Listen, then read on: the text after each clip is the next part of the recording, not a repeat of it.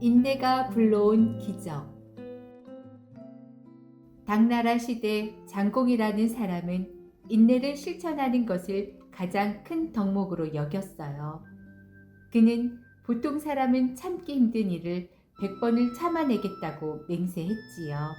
그래서 사람들은 그를 장백인이라고 불렀어요.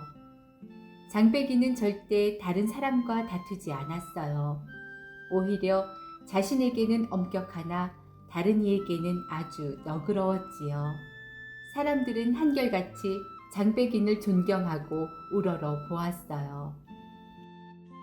부인, 내가 100번을 참겠다고 맹세한 후 99번을 참아냈구려. 이제 한 번만 더 참으면 맹세를 실현할 수 있어. 대단하십니다. 마지막 참음도 꼭 해내시리라 믿습니다. 어느 날 장백인의 손자가 결혼을 하게 되었어요.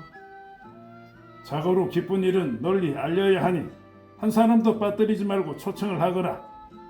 초대되어 온 사람들 모두가 배불리 먹고 즐길 수 있게 음식을 넉넉히 장만하거라. 장백인의 집은 혼인을 축하러 온 손님으로 가득 찼어요. 방과 대청마루가 비좁아지자 마당에까지 차이를 쳐 한상 가득 손님을 접대했어요. 그때 하인이 헐레벌떡 뛰어나오며 말했어요. 나리! 처음 보는 거리니 자기도 축하하러 왔다며 집으로 들어오려고 합니다. 먹을 것을 가득 줘서 보내려 해도 가지 않습니다. 어찌할까요? 기쁜 일은 나눌수록 좋은 것이다. 그를 안으로 들여보내 좋은 음식으로 대접하거라. 근데 그 거리니 자신도 다른 손님들과 함께 앉아야겠다고 합니다. 다른 손님과 함께 앉아야겠다고? 그렇게 하거라. 장백이는 그의 요구가 다소 이상하다고 느꼈지만 허락을 했어요. 더럽고 냄새나는 승복을 입은 그 거린이 마당으로 들어서자 축하객들의 눈이 모두 그에게 쏠렸어요. 마당을 지나 장백인 앞에 선 거린이 말했어요. 너그럽게 대해주셔서 고맙소. 나는 당신 손자의 혼인을 특별히 축하하러 왔소. 그러니 당신이 가장 중요하다고 생각하는 손님과 함께 식사를 하게 해주시오. 거린의 청에 장백이는 망설였어요. 그래, 더럽고 냄새 나는 옷은 그의 그 모습일 뿐이다. 그런 청을 하는 데는 반드시 이유가 있을 거야. 그는 그 거린을 마당에 앉은 손님들에게 소개했어요. 이분이 여러분과 한자리에 앉고 싶답니다. 오늘은 경사스러운 날이니 부디 호의를 베풀어 자리를 만들어 주십시오. 그러자 그 거린이 큰 소리로 말했어요. 아니요. 그 자리가 아니요. 당신이 중요하다고 생각하는 손님들과 앉겠소. 저기 앉은 분들도 저에게는 중요한 사람들입니다. 당신이 흉금이 넓다는 말을 듣고 찾아왔는데 그렇지 않나 봅니다. 당신은 사람을 겉모습으로 판단하는군요. 거린의 말은 장백인의 마음을 아프게 찔렀어요. 내가 참기 어려운 일을 100번 참겠다고 맹세했는데 어찌 이런 일에 흔들리는가. 장백이는 거린에게 사과했어요. 그리고 손님들에게 말했지요. 저를 봐서라도 이 노인에게 상석을 내주십시오. 장백인의 결정을 누가 언짢게 여기겠소. 아무 걱정 마시오. 결혼식에 온 모든 사람이 그 거린을 상석에 앉게 하는데 동의했어요. 잔치가 끝나고 손님들이 모두 떠났어요.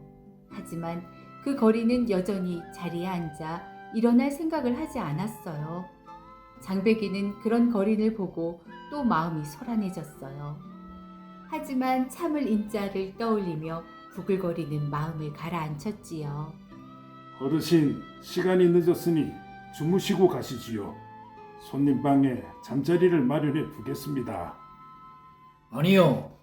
이 집에서 가장 편안한 곳은 신부의 방일 것 같소. 난 거기서 자겠소. 당신 손자들어 다른 곳에 가서 자라고 하시오. 거린의 말에 장백이는 화가 나서 얼굴이 벌겋게 달아올랐어요. 장백이는 겨우 마음을 다잡으며 말했어요.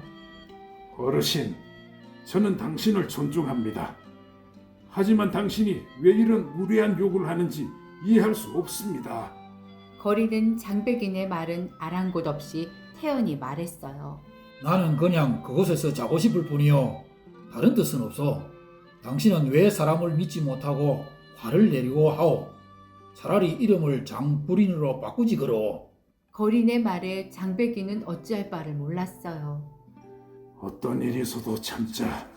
더구나 오늘은 좋은 날이 아닌가. 좋습니다. 신부의 방에서 자도록 해드리지요. 그러나 신랑과 신부의 동의를 구해야만 합니다. 장백인이 온 가족과 의논했어요. 손자와 부인이 손사래를 치며 말했어요. 싫습니다. 이건 모욕입니다. 절대 안 됩니다. 소문이라도 나면 어쩌시렵니까? 가문의 명예 누가 될 것입니다. 가족들은 모두 그 거린의 요구가 지나치다고 말했어요. 장백이는 가족들을 설득하려고 노력했어요. 이야기를 나눠보니 그는 보통 거린과 다르구나. 게다가 노인이지 않느냐. 그는 신부의 방에서 조용히 잠만 자겠다고 맹세했다.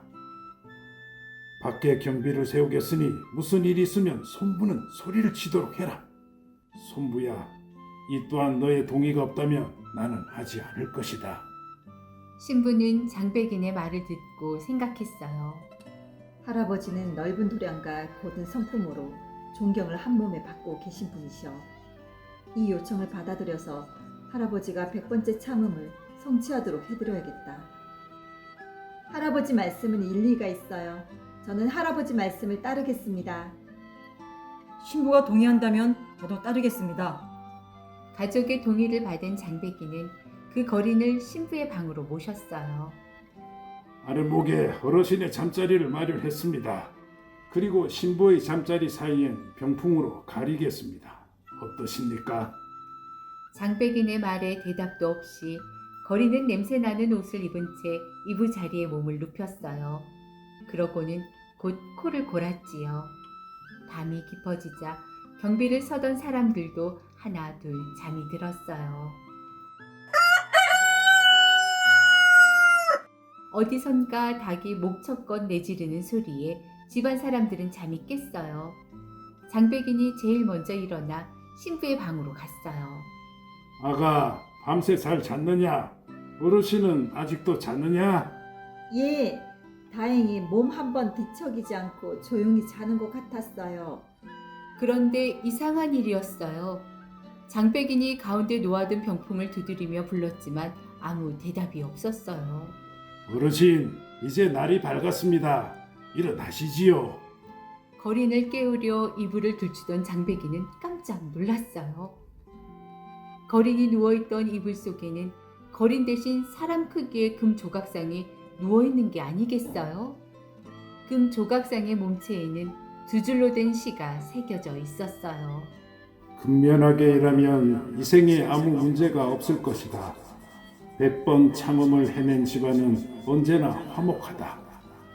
그 시를 읽은 장백이는 금 조각상에 깍듯이 절을 했어요. 이분은 나의 100번째 참음을 시험하기 위해 옥황상제가 보낸 분이로구나. 이 일은 금세 온 마을에 퍼졌고 마을 사람들은 하나같이 고개를 끄덕이며 말했어요. 장백인은 정말 대단하신 분이야. 옥황상제가 장백인의 참음을 시험하다니. 아무리 참기 어려운 일이라도 참아내면 복이 오나 봅니다.